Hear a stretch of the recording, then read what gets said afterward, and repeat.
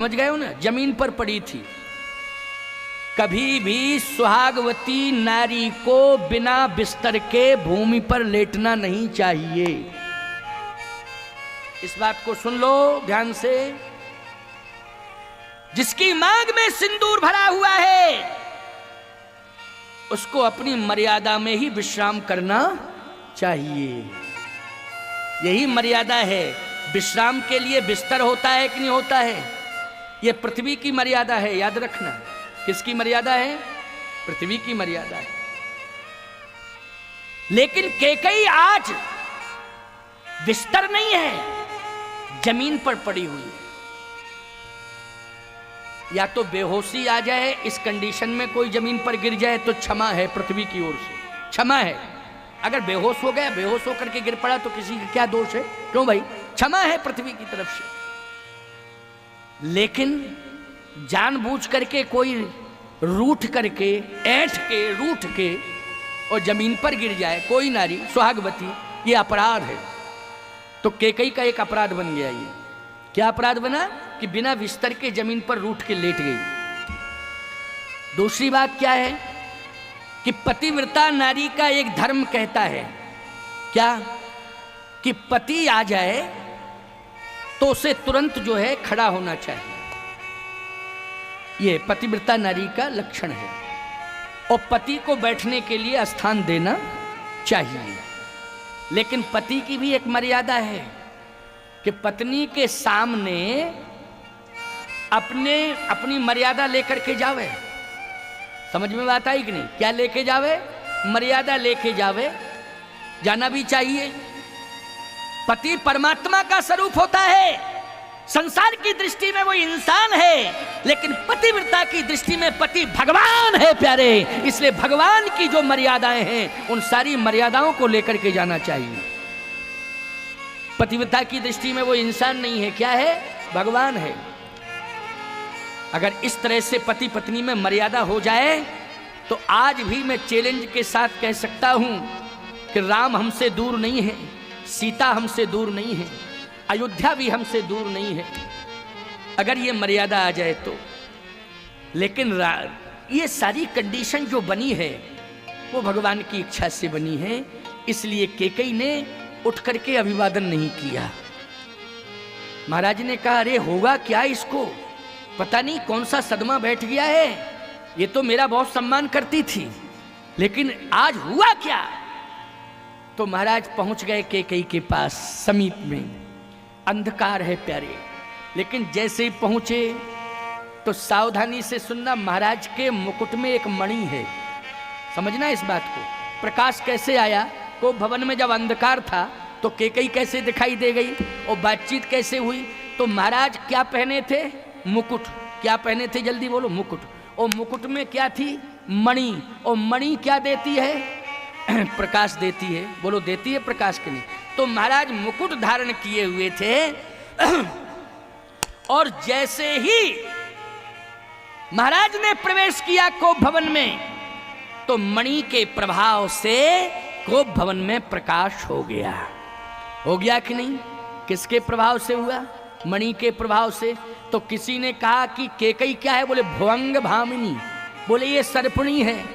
अच्छा, महाराज के पास मणि है तो ईमानदारी से बताओ, मणिहारा अगर महाराज के पास मणि है तो मणि किसके पास होती है? बोले फणी के पास। और फणी किसके पास? बोले मणि फणी। दोनों का योग होता है कि नहीं होता है? अच्छा, क्या बढ़िया संयोग हुआ। बोले कोप भवन में महाराज मणि वाला मुकुट धारण करके प्रवेश किए हैं तो कैकेयी को भुवंग भामिनी कहा गया है, सर्पणी कहा गया है। तो बोले आज सर्पणी तो पहले से ही मौजूद थी, लेकिन आज मणि लेकर के वो मणिहारा स्वरूप भी पहुंच गया है। बोले महाराज दशरथ का, याद रखना। और सही बात मैं आपसे कहता हूं, सर्पणी से सब भागते हैं, देख करके भागते हैं कि नहीं? लेकिन सर्प प्रेम करता है। बोलो, सर्पणी से सर्प प्रेम करता है। अंधियारे में यदि आप प्रकाश लेके जाएं और वहां सर्पणी बैठी हो, नागनी सर्पणी, तो बोलो भागेंगे आप कि प्रेम करेंगे उससे? जल्दी बोलो, भागेंगे आप। लेकिन यदि सर्प होगा तो सर्पणी को देख करके पास में जाएगा कि दूर जाएगा? जल्दी बोलो। आप कहोगे महाराज कहना क्या चाहते आप? महाराज हैं क्या मुकुट मणि? मणि तो मणि, असली मणि सर्प के पास ही होती है। बोलो होती है कि नहीं होती है? नकली मणि किसी के पास हो जाए, लेकिन असली मणि किसके पास होती है? सर्प के पास ही होती है प्यारे। सर्प के अलावा किसी के पास नहीं होती है असली मणि। महाराज ने जैसे ही देखा तो महाराज पास में पहुंच गए और महाराज ने कहा, कहीं हे तू रानी रिसानी, हे रानी तुम रिसानी क्यों बैठी हो? कारण क्या है? मैं तुम्हें प्रसन्न करने के लिए आया हूं। तुम्हारा ये स्वरूप देख करके मैं डर नहीं रहा हूं, मैं तुम्हारे मन के मनोरथ को पूरा करने के लिए आया हूं।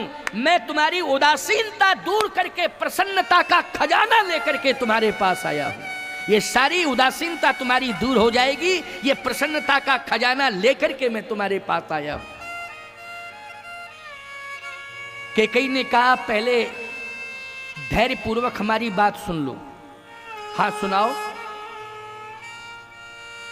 सुनाओ। कैकेयी ने कहा कि मेरी नाराजगी का कारण आप समझे? क्या? मैं समझा नहीं हूं, लेकिन तुझे प्रसन्न करूंगा, तू नाराज मत हो। तेरी प्रसन्नता के लिए मैं सब कुछ कर सकता हूं। कहू कही रंग कई अरे करई नरेशु, कहू कही नृपय निकासई देशु, कहू कहे रंग कहे करहु नरेशु, कहू कहे नृपय निकास देशु। तू बोल, तेरी प्रसन्नता के लिए राजा को भिखारी बना दूं, भिखारी को राजा बना दूं। कैकेयी ने कहा, भिखारी को राजा और राजा को भिखारी? हां, तेरी इच्छा के कारण तू प्रसन्न हो जा। कैकेयी ने कहा, पहले मेरी बात सुन लो। राजा किसे मान रहे हो? कहा, अभी तक तो राजा मैं हूं, लेकिन मैं अपना राजपद राम को देना चाहता हूं, इसलिए वही तो प्रसन्नता लेकर के मैं आया हूं। तुझे प्रसन्नता का खजाना देने के लिए आया था, लेकिन तू को भवन में चली आई, पता नहीं क्या हुआ तेरे दिमाग को। मैं कनक भवन में गया था कि ये जो प्रसन्नता का खजाना है कि राम को राजा बना दूं, मैं अपना पद छोड़ना चाहता हूं, राम को देना चाहता हूं, और ये मुकुट राम के मस्तक पर होगा, ये प्रसन्नता का खजाना लेकर के आया हूं, इसको तू ले। कैकेयी ने कहा, पहले मेरी बात सुनो। आपने देवासुर संग्राम में 2 वरदान देने के लिए कहा था। हाँ हाँ कहा था। ये आप प्रसन्नता का खजाना अपने पास रखो, ये हमें नहीं चाहिए, आप रखिए। आप तो जो मेरा उधार पड़ा है उसको दे दो, उधार जो पड़ा है उसको दे दो। क्या पड़ा है उधार? दैन कहे हो मुझे 2 वरदाना। देवासुर संग्राम में आपने 2 वरदान देने के लिए कहा था। हाँ हाँ कहा तो था, आज मैं मांग रही हूं। दशरथ जी बोले, 2 वरदान, 2 के 4 मांग बर ले, 2 के 4 मांग ले, 2 के 4। कैकेयी ने कहा, फालतू की बात नहीं करनी चाहिए। देखो, पत्नी के सामने कभी भी ओवर लैंग्वेज में बात मत करो, इस बात का ध्यान रखो।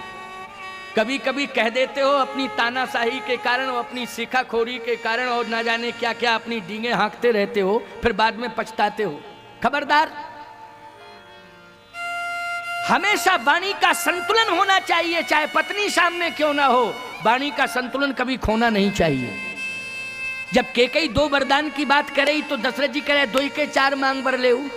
अच्छा एक बात बताओ, ये आपसे डिमांड करें कि मुझे एक 5 तोले का सोने का हार चाहिए, 5 तोले का सोने का हार, तुम कहो केवल हार ही नहीं, 5 तोला की एक सोने की जंजीर चैन भी दूंगा।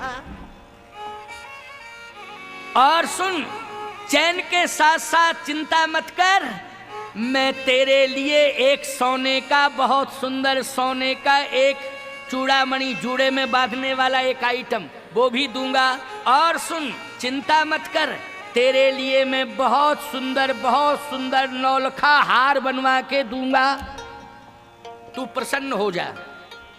खबरदार, ईमानदारी के साथ बताओ, ऐसी महंगाई में आर्थिक फाउंडेशन गड़बड़ हो जाएगा तुम्हारा कि नहीं हो जाएगा?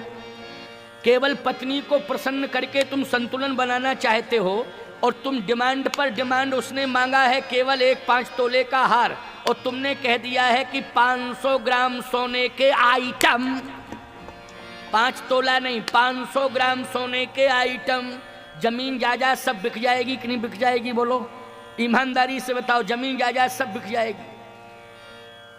पत्नी मांगेगी, डिमांड करेगी, लेकिन तुम्हें परिवार को चलाना है, आर्थिक संतुलन तुम्हारा बना रहे, इसके लिए बौद्धिक संतुलन की आवश्यकता है। बुद्धि से संतुलन बना के चलो। कैसे? हम एक अनुभव बता दें तुम्हें, खैर ये भी सुन रही हैं, कोई दिक्कत की बात नहीं है, आपको बता रहे हैं। अच्छा हम तो मंच से बता रहे हैं, कोई लंच में तो बता नहीं रहे। क्यों? लंच में बताते तो गड़बड़ था, हम तो मंच पर बता रहे हैं। बोलो भाई, कितने राज्य के लोग सुन रहे हैं? बोलो सुन रहे हैं कि नहीं सुन रहे हैं? हजारों लोग यहाँ सुन रहे हैं और हजारों लोग बाहर सुन रहे हैं। यूट्यूब चैनल के माध्यम से प्रसारण हो रहा है, वहाँ सुन रहे हैं। इसलिए चिंता करने की जरूरत नहीं, ये तो संदेश हमारा खुलेआम जा रहा है। क्या? पत्नी कभी कभी पड़ोसन के शरीकत में आ जाती है, क्योंकि खैर हम गोंडा जिले की बात नहीं कर रहे, गोंडा जिले में तो सब समझदार हैं, हम तो बाहर की बात कर रहे हैं, हम तो बंगाल की बात कर रहे हैं, ठीक है ना? ये तो उत्तर प्रदेश है, हम तो बंगाल की बात कर रहे हैं। यहाँ तो सब समझदार हैं, यहाँ तो राम राज्य है प्यारे। कौन सा राज्य? राम राज्य है। 84 कोस में अयोध्या है, वो अयोध्या की सीमा में आता है गोंडा। बोलो आता है कि नहीं आता है? जल्दी बोलो। आता है, इसको अयोध्या मानो। गोंडा राजस्व अभिलेखों में गोंडा है, लेकिन आध्यात्मिक रिकॉर्ड में ये अयोध्या धाम है प्यारे, इसको अयोध्या मानना। ये आध्यात्मिक रिकॉर्ड में अयोध्या है, राजस्व रिकॉर्ड में गोंडा जिला आता है। पंचायत खड़गूपुर, चांदपुर आदि आदि गांव हैं। क्यों भाई, हम गलत तो नहीं बोल रहे हैं? यही गांव, लेकिन हमारे आध्यात्मिक रिकॉर्ड में क्या है? ये अयोध्या की भूमि है, इसलिए सामान्य जगह नहीं है ये। चर्चा भी अयोध्या से संबंधित हो रही है। शरीकत में कभी कभी परिवार का संतुलन, पत्नी का संतुलन बिगड़ता है। जैसे पड़ोसी बहुत संपन्न है, अब उसका पति 5000 रुपए की साड़ी लाया बनारस की खरीद के। अब साड़ी एक ऐसी चीज है कि तिजोरी में रखी जाएगी, साड़ी ज्यादा से ज्यादा आलमारी में रखी जाएगी, फिर पहनी जाएगी। तो पहनने का मतलब है कि बाजार मार्केट में देखें लोग, बाजार में देखें, गलियों में देखें। क्यों भाई इतनी कीमती साड़ी किसकी बहू है? ये 5000 की साड़ी पहने है, तुमको पता नहीं है 4 पेट्रोल टैंक चल रहे हैं इसके, इसलिए रोज 5000 की साड़ी पहने तो कोई दिक्कत की बात नहीं है। क्यों भाई, पर डे बदले 5000 की साड़ी। अब तुमने कहा कि हमको भी एक साड़ी, इसको रोज साड़ी मिले, हमको महीना में ही एक मिल जाए या 6 महीने में एक साड़ी 5000 की मिल जाए। लेकिन तुमने कभी सोचा तुम्हारे पास आमदनी इतनी नहीं है, सीमित आमदनी है, खर्चे बहुत हैं। उसके यहाँ आमदनी ज़्यादा है, खर्चे उतने नहीं हैं। आमदनी ज़्यादा है, खर्चे कम हैं। तुम्हारे घर में खर्चे ज़्यादा हैं, आमदनी कम है। अच्छा भैया, इस प्रकार से विचार करना चाहिए, तो विवेक में ये आना चाहिए कि नहीं, हमें किसी की शरीकत नहीं करना है। और यदि इनके विवेक में नहीं आता है और तुम्हारे सामने जिद कर जाएं कि पड़ोसन 5000 की साड़ी पहने, तुम 2000 की पहना दो मुझे, तो तुम अपने विवेक से ये मत कहना हाँ ठीक, चिंता मत करो, पहना रहा हूँ ना। उस समय तुरंत कहो अभी परिस्थिति अनुकूल नहीं है। अगर इनका रुझान ये हो जाए कि आज नहीं, आज की बात हम नहीं कह रहे, कल इंतजाम कर लेना और कल खरीद के दे देना। आज हम थोड़ी कह रहे हैं इंतजाम करो, कल खरीद के लाओ। तो तुम ये मत कहना कि हाँ कल, तुम कहो परसों, और फिर परसों में बरसों निकाल दो धीरे धीरे, जुक्ति से। मैं दावे के साथ कह रहा हूं तुम्हारा आर्थिक संतुलन बहुत अच्छा रहेगा और ये भी प्रसन्न रहेंगी, नाराज नहीं होंगी।